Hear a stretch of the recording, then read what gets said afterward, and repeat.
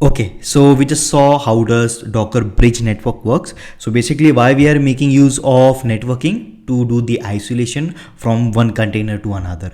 So we just saw how does bridge network behave. Now let us see how does host network behave.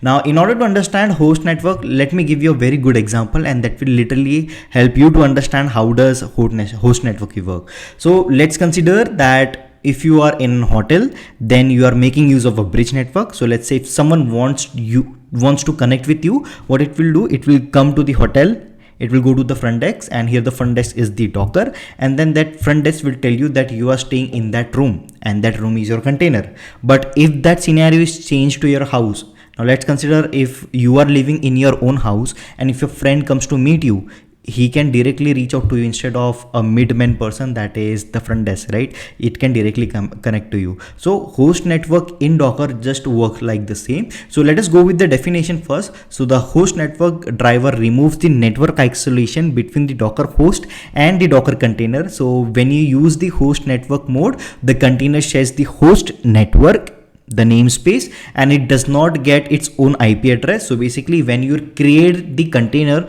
with the network driver as host, it won't allocate the own it won't give the virtual IP address, the private IP. It will take the IP of the host itself, and the container uses the host network interface directly. So what are the characteristics of host network? So basically the container shares the host network stack. No IP address will be assigned to the container. The container can bind to any port on the host, and no network isolation will be there between the host and the container. Till now what we were doing, we were providing the isolation because we were making use of the bridge network. Even though it was by default, it was providing some sort of isolation. If you remember, we were doing the port mapping every time. Here in this case, it will occupy the host port itself, right? So the next point is direct access to host network interface, and container processes are visible on the host network.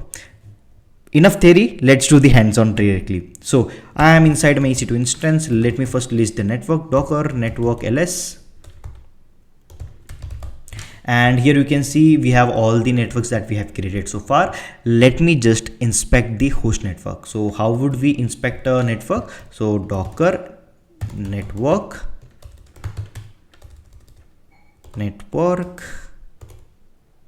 inspect followed by the name of the network, inspect, and the name of the network is host.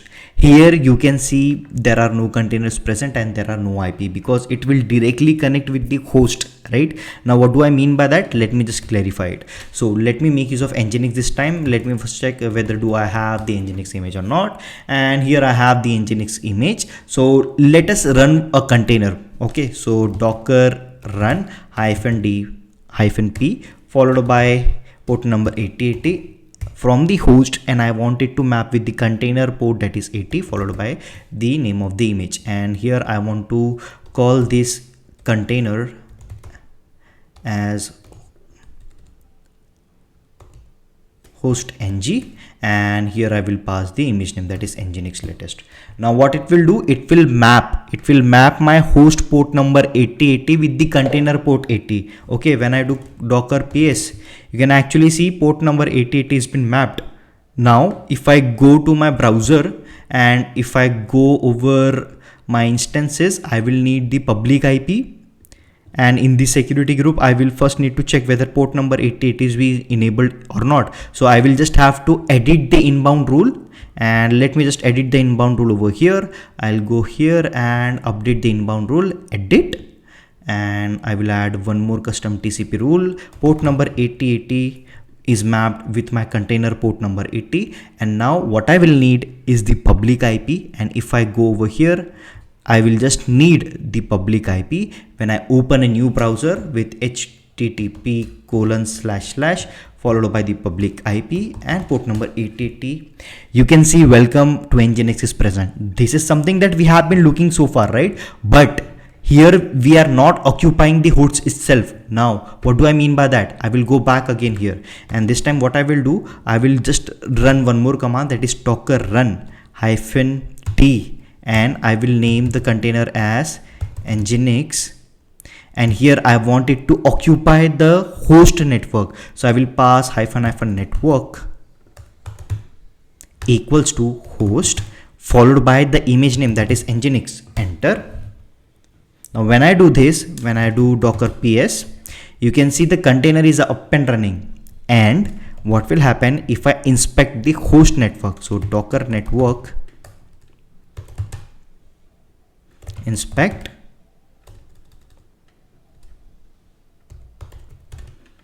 host. Here you can see nginx is present, but there is no IP is allocated to it.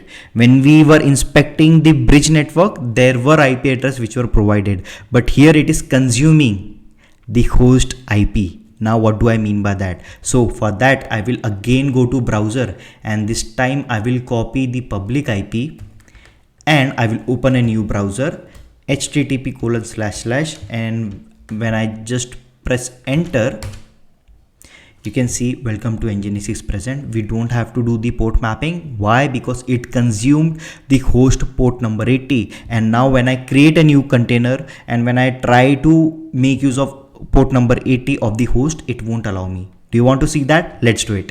So let us occupy port number 80 of the host while running a new container. So docker run -d-p. I want to occupy the host port 80 with the container port 80, and the name of the image is nginx. Let me call this as test.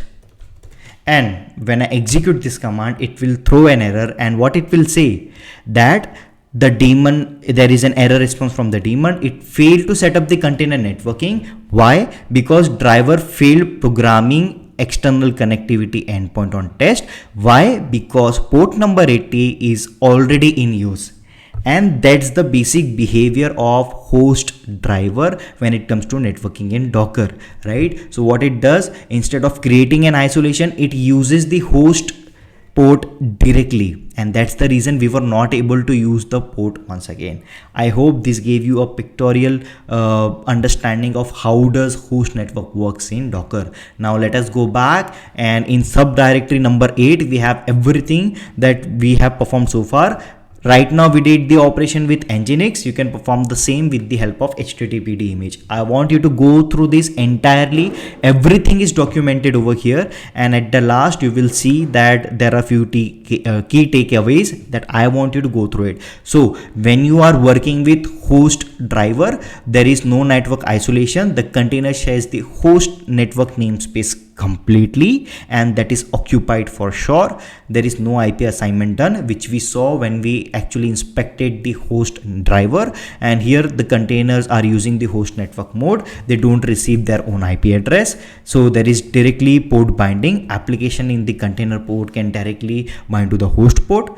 And performance, so it is showing up slightly better network performance due to no network virtualization, because it is directly mapping it to the host port. Security, there is reduced network isolation and may possess security issues. That's the reason we usually prefer bridge network over the other two networks, that is bridge, that is host and none, right? And what can be the use case when we are using the host network? So basically it is useful for the application that needs direct access to the host network, and when maximum network performance is required. So that's basically all about host network driver. I hope you got the clarity. How does host network works, what are the values that is at, and why we consider bridge network over other networks, right? That was all in this video, and I will see you in the next one. Till then, keep learning. Thank you very much.